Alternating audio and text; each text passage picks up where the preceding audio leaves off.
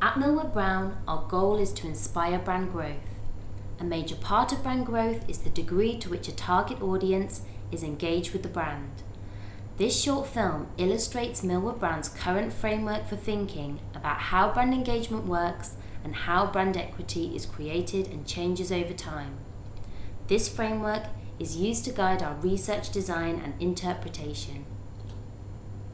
We can think of a brand as a collection of connections in the brain, built up and constantly evolving over time and different for every individual, depending on how and when they have encountered and connected with the brand through life.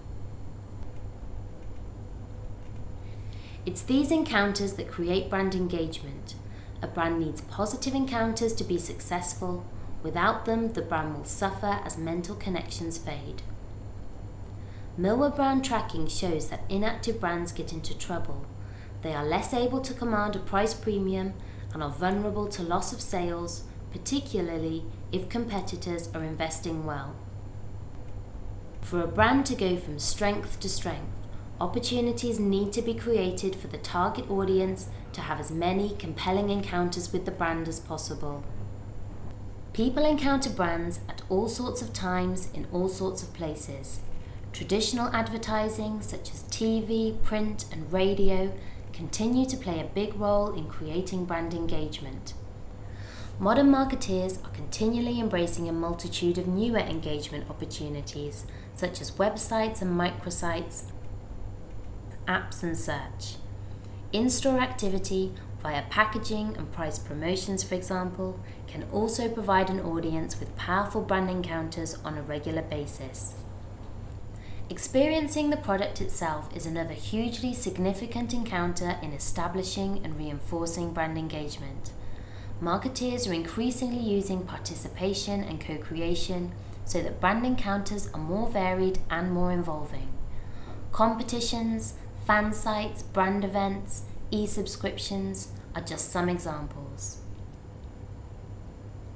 The role of some encounters is to activate the brand, firing up the connections that already exist and allowing the emotional affinity with the brand to influence purchase. This activation effect can be short-lived, but is essential for harnessing the brand's equity, triggering people to buy. To achieve long-term brand growth, some encounters need to have a lasting effect. The encounter needs to result in a stronger emotional connection with the brand, or make the brand seem more eligible if and when someone thinks about it. For frequently purchased products, people don't usually give their brand choice any thought, and intuitive emotional connections prevail. But the occasions when people do think about it are also important, because they can give people that extra bit of justification to try a brand that they already find appealing. These occasions also help to build loyalty by providing a reason to continue buying the brand and even paying a premium for it. So what is it about some encounters that make them have a lasting effect? This is where creativity, distinctiveness, and personal resonance are key, because they help to engage people during the encounter, making it more powerful. Some encounters can also lead to further encounters. For example, a TV ad can result in a Google search, which takes people to a microsite, which they share with friends. Just one encounter has resulted in a series of other marketing activities being successful. It's the right mix of marketing initiatives that's crucial to creating the total effect. The degree to which encounters benefit the brand will depend on how receptive people are to the brand. The degree of receptivity will influence whether passively received or actively controlled channels will work well for the brand and how effective the encounters will be overall. Some encounters come and go without benefiting the brand at all. This could be because the brand is not conjured up in the brain at any point during the encounter. Having the logo present does not always guarantee that the brand is activated. In fact, it's possible for the brand to be activated through other brand associations, such as colours and sounds and imagery. Sometimes the encounters could happen, but with the wrong target audience because the wrong channel was chosen, or perhaps with the right audience, but at the wrong time for them to be receptive. Occasionally, an encounter can harm a brand. The internet means bad news travels fast. When Lily Allen complained about TalkTalk customer service on Facebook, her angst was heard by almost 500,000 fans. Other unwelcome brand encounters, for example, intrusive pop-ups at just the wrong time, can also result in adverse reactions to a brand.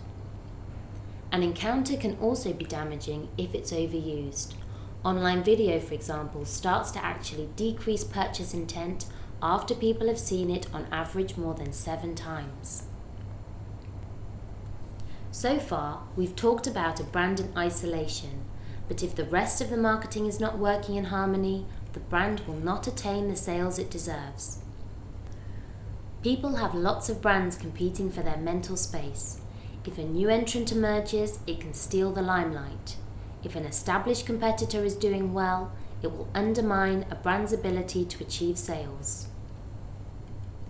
For a brand to succeed, it needs compelling encounters that have a long-lasting effect by creating an emotional connection with the brand and making it a highly eligible choice.